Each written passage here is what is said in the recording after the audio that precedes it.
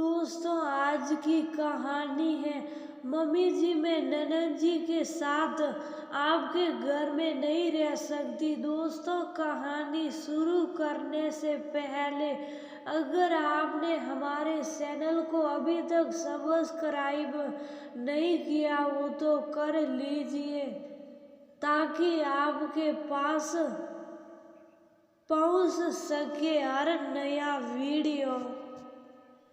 आज अपने घर को बड़े ही करीने से सजाते हुए सरिया अपने पुराने घर की यादों से इस घर को आज़ाद करने की भरसक कोशिश कर रही थी, पर उस घर की यादों में बेटी की बात याद कर लग रहा था यहाँ आने का फैसला शायद कितने को गलत लगा हो, पर मेरी बेटी के लिए लिया मेरा फैसला एकदम सही है। तभी सना की आवाज़ सुनाई दी। वह दौड़कर कमरे की ओर भागी। देखती है बेटी अपने टेबल पर से सारा सामान फेंक रही है। क्या हुआ मेरी बच्ची, ऐसे क्यों फेंक रही है सारा सामान? ऐसे नहीं करते बेटा, कहते हुए अपनी 8 साल की इकलौती लाडली इति को सीने से लगा ली। उधर दूसरे कमरे में काम करता सरिया का पति सार्थक भी दौड़ते हुए कमरे में आ गए। सार्थक इति का डर कैसे निकलेगा, ये अभी भी उन बातों को ही सोचती रहती है। हमने देर कर दी बस परिवार की इज्जत की खातिर। बस इतनी सी बात सुन सुनकर अपनी लाडली को ही मुसीबत में डाल दिए। पता नहीं उस दिन क्या हो सकता था। मैंने भी कभी उस बात को इतनी गहराई से नहीं सोच पा रहा था। बस माँ पापा का ख्याल तुम रख सको इसलिए तुम्हें उनके पास रहने बोल रहा था, पर क्या पता था अपने ही घर में ऐसा भी कुछ हो सकता था। अब हम यही साथ साथ रहेंगे। सरिया इति को अब उस खौफ से बाहर लाना होगा, कहता हुआ सार्थक सरिया के साथ साथ इति को भी अपने बाहों के घेरे में ले लेता है। सरिया इति को किसी तरह समझाकर सोने बोलकर उसके साथ ही लेट जाती है। कहते हैं ना, मन जब किसी बात से भयभीत हो तो हर वक्त वही सब बातें दिमाग में घूमती रहती। बस सरिया भी आज अपने ससुराल के गलियारों में चल पड़ी थी। सास ससुर के साथ सरिया और इति बहुत आराम से संग संग रह रहे थे। सार्थक की नौकरी पास के ही शहर में थी। वह तो सप्ताहांत में आया करते थे। वक्त गुजर रहा था। सार्थक की एक बड़ी बहन भी थी जो दूसरे शहर में रहती थी। उनका एक 12 साल का बेटा था। पति की मृत्यु एक रोड एक्सीडेंट में हो गई। घर की माली हालत ठीक नहीं थी तो वह अपने मायके आ गई। माँ बाप भाई की लाडली सुमन को यहाँ कोई दिक्कत भी नहीं हो रही थी।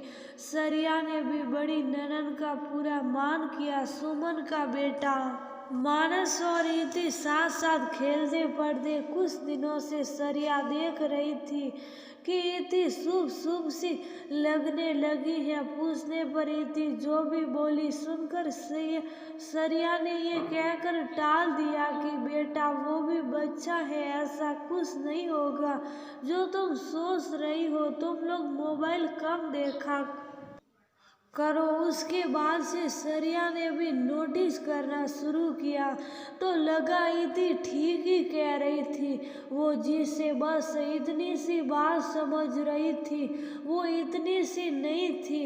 इस बारे में उसने सास से पहले कहा तो वो भी यही बोली, इतनी सी बात है, अरे बच्चे हैं वह ऐसा वैसा क्यों सोच रही हैं। ननद से भी बात की, वह भी यही बोली, सरिया मानस बच्चा है, बस इतनी सी बात के लिए तुम इतना परेशान क्यों हो रही हो।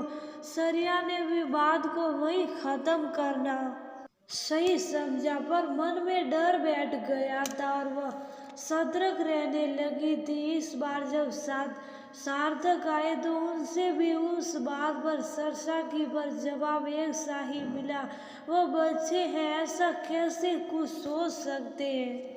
वो बस इतनी सी बात के लिए परेशान मत हो। बस इतनी सी बात उस दिन बहुत बड़ी बन गई जब इति अपने कमरे के दरवाजे को बिना बंद किए वॉशरूम चली गई और तौलिया ले जाना भूल गई।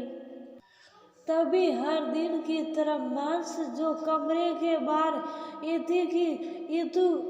इति को जाकर देख रहा था, बंद ना होने की वजह से दरवाजा खुल गया और इति इन सब से अनजान तौलिया लेने बाहर आ गई। मानस की इस व्यवहार से पहले ही वह डरती रहती थी। वह जब भी कपड़े बदलती या फिर नहाने जाती, वह उसके आसपास ही घूमता रहता, चाहे कुछ करे ना करे, पर उसके इस तरह देखने से ही इति को डर लगता था।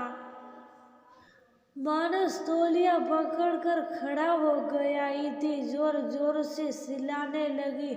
सरिया किसी अनहोनी से डर कर जल्दी से कमरे में आई, इति को कपड़े पहनाए और मांस को बाहर जाने बोली।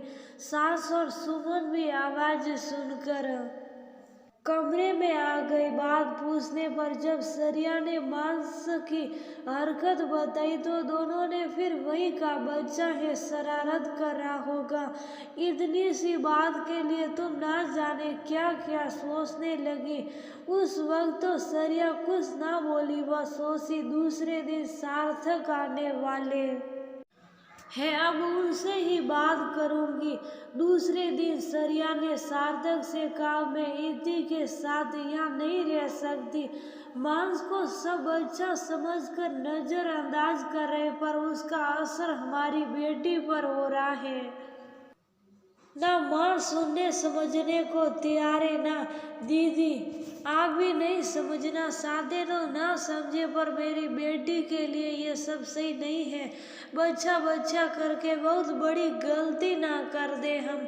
मांस दिन भर मोबाइल देखता रहता, दीदी कुछ नहीं कहती, गलत असर किसी भी उम्र में हो सकता है। इस बात को आप लोग कोई समझना ही नहीं चाहते। उनके लिए बस इतनी सी बात होगी, पर मेरी इति के लिए बहुत बड़ी बात हो गई। वह खुद को देखकर रोने लगती है और शर्म से किसी के सामने नहीं जा रही। इति बच्ची है पर बात समझती है। स्कूल में उन्हें हर बात को समझाया जाता है, गुड टच बैड टच क्या होता है। मांस लड़का है, जाने वह ऐसे क्यों करता, कितनी बार डांट भी लग गई है पर सुनता ही नहीं। ऐसे में यहाँ रहना सही नहीं है। माँ को भी समझना होगा और दीदी को भी, और इन सबसे पहले आपको। इसके बाद सार्थक सरिया इति को लेकर इधर आ गए। घर में सबको इस फैसले पर वह मुश्किल था समझना, पर जब एक माँ अपनी बेटी के लिए सोचने पर आ जाए तो बहुत कुछ नजरअंदाज कर देती, चाहे किसी का कितनी कड़वी बात ही क्यों ना हो। धीरे धीरे इति सामान्य होने लगी। सास ससुर को भी एहसास होने लगा कि मानस की हरकत सही नहीं रहती। वह कभी कभी मोहल्ले में भी बच्चियों को छोड़ देता था। सुमन ने फिर कड़ी निगरानी में मांस को रखना शुरू किया। मन में आई विकृति दूर करने के लिए वक्त पर उठाए सुमन के कदम से धीरे धीरे मानस में भी सुधार लाने लगा।